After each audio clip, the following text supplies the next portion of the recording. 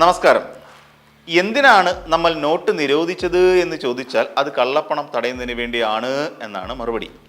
എന്നിട്ട് കള്ളപ്പണം തടഞ്ഞോ എന്ന് ചോദിച്ചാൽ ഉത്തരമില്ല. ചിലപ്പോൾ തടഞ്ഞു എന്ന് പറയുന്നവരുമുണ്ട്.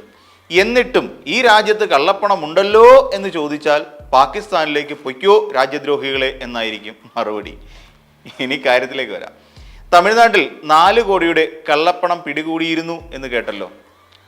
അത് കള്ളപ്പണം തന്നെയാണോ എന്നൊന്നും ചോദിക്കരുത്. പക്ഷേ അത് കള്ളപ്പണമാണ്. BJPയുടെ തെരഞ്ഞെടുപ്പിന് വേണ്ടിയാണ് ഇത്രയും തുക എത്തിയത് എന്നുമാണ് തമിഴ്നാട്ടിലെ പോലീസ് പറയുന്നത്. അതായത് തിരുനെൽവേലിയിലെ സാധാരണക്കാരായ വോട്ടർമാർക്ക് അവരുടെ ജീവിതം ഒന്ന് പച്ചപിടിപ്പിക്കുന്നതിന് വേണ്ടിയാണ് ഇത്രയും തുക ട്രെയിനിൽ കടത്തിക്കൊണ്ടുവന്നത് എന്നാണ് പോലീസിൻ്റെ ഒരു ഭാഷ്യം.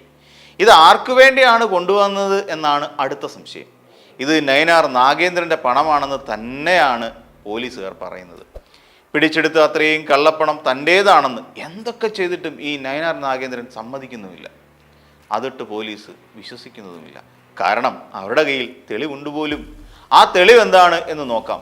പണം കൊണ്ടുവന്ന പേരിൽ പോലീസ് പിടിച്ച പ്രതികൾക്ക് ട്രെയിനിൽ എമർജൻസി കോട്ടയ്ക്കായി അപേക്ഷ കൊടുത്തത് നാഗേന്ദ്രൻ്റെ ലെറ്റർ പാഡിലാണെന്നുള്ള തെളിവാണ് പോലീസുകാർക്ക് കിട്ടിയിരിക്കുന്നത്. അതുമാത്രമല്ല, ഈ നാഗേന്ദ്രൻ്റെ ഹോട്ടലിൽ തങ്ങി പിന്നെ പ്രതികളുടെ പക്കൽ നിന്നും പുള്ളിക്കാരൻ്റെ കുറച്ച് തിരിച്ചറിയൽ രേഖകളും കിട്ടിയത്രേ. കേസിൽ സതീഷ് എന്നൊരാളാണ് പിടിയിലായത്. പുള്ളിക്കാരനാകട്ടെ BJPയുടെ സജീവ പ്രവർത്തകനും. പോലീസിനാകട്ടെ ഈ സതീഷിൻ്റെ ഫോണിൽ നിന്ന് നിർണായക തെളിവുകൾ ലഭിച്ചുവെന്നും അവർ തന്നെ പറയുന്നു. ഇതെല്ലാം കൂടി ചേർത്തുകൊണ്ട് നമ്മുടെ തിരുനെൽവേലിയിൽ പ്രധാനമന്ത്രിയുടെ സന്ദർശനത്തിന് തൊട്ടു മുൻപ് FIR ഇടുകയും ചെയ്തു. അതിനിടയിൽ CPAക്കാർ നാഗേന്ദ്രനെ അയോഗ്യനാക്കണം എന്നും പറഞ്ഞുകൊണ്ട് ഒരു പരാതി തയ്യാറാക്കി ഇലക്ഷൻ കമ്മീഷന് കൊടുക്കുകയും ചെയ്തു. തമിഴ്നാട്ടിലെ തെരഞ്ഞെടുപ്പ് കഴിഞ്ഞ് 3-ാം പക്കം ഹാജരാകാൻ നയനാർക്ക് സമൻസും അയച്ചിട്ടുണ്ട്. അതായത് ഈ മാസം 22-ന്. അങ്ങനെ കള്ളപ്പണം തമിഴ്നാട്ടിൽ എത്തിയിട്ടുണ്ടെന്ന് അവിടുത്തെ പോലീസുകാർ തന്നെ സമ്മതിക്കുന്നു. ഈ FIR വരുന്നതിന് തൊട്ടു മുൻപ് സലിം മടവൂർ ഒരു വലിയ വെളിപ്പെടുത്തൽ നടത്തിയിരിക്കുന്നു. ആരാണ് ഈ സലിം മടവൂർ? പൂച്ചയ്ക്കെന്താ പൊന്നുരുക്കുന്നിടത്ത് കാര്യം എന്നല്ലേ ചിലപ്പോൾ കാര്യം ഉണ്ടാകും. പുള്ളിക്കാരൻ RJDയുടെ സംസ്ഥാന സെക്രട്ടറിയാണ്. അതായത് കേരളത്തിലേക്ക് കള്ളപ്പണം വന്നിട്ടുണ്ടെന്ന് തന്നെയാണ് സലിം മടവൂർ ഉറപ്പിച്ചു പറയുന്നത്. എന്തായാലും മാധ്യമങ്ങൾക്കെല്ലാം ഇത് എന്തിൻ്റെ കേടാണ്? ഇനി മാധ്യമങ്ങൾ തെരഞ്ഞെടുപ്പ് അട്ടിമറിക്കുന്നതിന് എന്തെങ്കിലും ശ്രമങ്ങൾ നടത്തുന്നുണ്ടോ എന്നായിരിക്കും അടുത്ത സംശയം. അല്ല, മാധ്യമങ്ങൾ വാർത്തകൾ ഉണ്ടാക്കുകയല്ല, ഉള്ള വാർത്തകളെ എത്തിക്കുകയാണ് ചെയ്യുന്നത്. ഇത് പറഞ്ഞു എന്നേ ഉള്ളൂ. ഇനി സലിം മടവൂറിൻ്റെ വെളിപ്പെടുത്തലിലേക്ക് പോകാം. അതായത് സംഭവം ഇങ്ങനെയാണ്.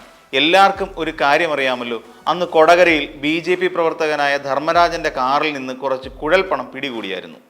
കോൺഗ്രസ്സുകാർ പറയുന്നത് പോലെ 2 പേരും തമ്മിലുള്ള അന്തർധാര സജീവമായിരുന്നിട്ടോ എന്തോ ഇതുവരെയായി അതിനൊരനക്കവും സംഭവിച്ചിട്ടില്ല. എന്തായാലും സലിം മടവൂർ പറയുന്നത് തൃശ്ശൂർ എടുക്കാൻ തയ്യാറായി നിൽക്കുന്ന സുരേഷ് ഗോപിയെ അയോഗ്യനാക്കണമെന്നാണ് പത്രസമ്മേളനം വിളിച്ചു പറഞ്ഞത്. വെറുതെ അങ്ങ് അയോഗ്യനാക്കാൻ കഴിയുമോ? എന്തെങ്കിലും ഒരു കാരണം വേണ്ടേ എന്ന് ചോദിച്ചവരോട് സലിം മടവൂർ പറഞ്ഞത് ധർമ്മരാജൻ്റെ മൊഴിയുടെ അടിസ്ഥാനത്തിൽ അയോഗ്യനാക്കണമെന്നാണ്. ഇനി എന്താണ് ധർമ്മരാജൻ്റെ മൊഴി? ആ മൊഴി ഇങ്ങനെയാണത്രേ. കൊടകര കടന്നു വന്ന കുഴൽപ്പണത്തിൽ 6,80,00,000 രൂപ സുരേഷ് ഗോപിക്ക് നൽകിയിട്ടുണ്ടത്രേ. ഷെടാ, അന്ന് അതായത് നിയമസഭാ തെരഞ്ഞെടുപ്പ് കാലത്ത് 40 ലക്ഷം രൂപ മാത്രമല്ലേ ഒരു സ്ഥാനാർത്ഥിക്ക് ചെലവഴിക്കാൻ കഴിയൂ? അതായിരുന്നല്ലോ നിയമം. എന്നിട്ടും അതൊക്കെ പോട്ടെ. ഇതൊക്കെ ഒരു കുറ്റവാളി രക്ഷപ്പെടാൻ വേണ്ടി പറയുന്നതായിരിക്കും. വന്ന പണത്തിൽ ഇത്രയും തുക സുരേഷ് ഗോപിക്ക് തെരഞ്ഞെടുപ്പിൽ വിനിയോഗിക്കാൻ വേണ്ടി നൽകിയെന്ന് പോലും. ഇത് സംബന്ധിച്ച് തെരഞ്ഞെടുപ്പ് കമ്മീഷൻ അന്വേഷണം നടത്തണമെന്നാണ് സലിം മടവൂരിൻ്റെ ആവശ്യം. അതുമാത്രമല്ല, ധർമ്മരാജൻ പറയുന്നത് കേട്ടാൽ തന്നെ ഞെട്ടിപ്പോവും. കഴിഞ്ഞ നിയമസഭാ തെരഞ്ഞെടുപ്പിലും തദ്ദേശ സ്വയംഭരണ തെരഞ്ഞെടുപ്പിനുമായി ഇവിടെ നടന്ന കള്ളപ്പണ ഇടപാടുകൾ 56 കോടിയുടേതായിരുന്നു അത്രേ.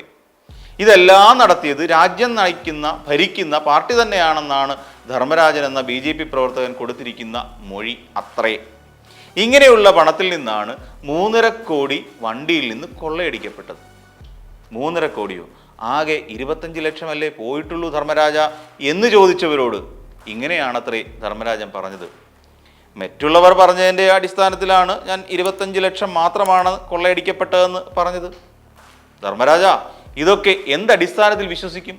സുരേഷ് ഗോപിക്ക് 6,80,00,000 കൊടുത്തത് തൃശ്ശൂർ ജില്ലാ ട്രഷററായിരുന്ന രാജുസേനൻ വഴിയാണെന്നും സലിം മടവൂർ പറയുന്നു. ഈ വിഷയമെല്ലാം ചൂണ്ടിക്കാട്ടി എല്ലാവർക്കും, അതായത് തെരഞ്ഞെടുപ്പ് കമ്മീഷൻ, ED, ആദായ നികുതി വകുപ്പ്, ഇവർക്കൊക്കെ പരാതി നൽകിയിട്ടുണ്ടെന്ന് കൂടി സലിം മടവൂർ പറയുന്നു. ആർക്കൊക്കെ പരാതി നൽകിയെന്ന് മനസ്സിലായല്ലോ.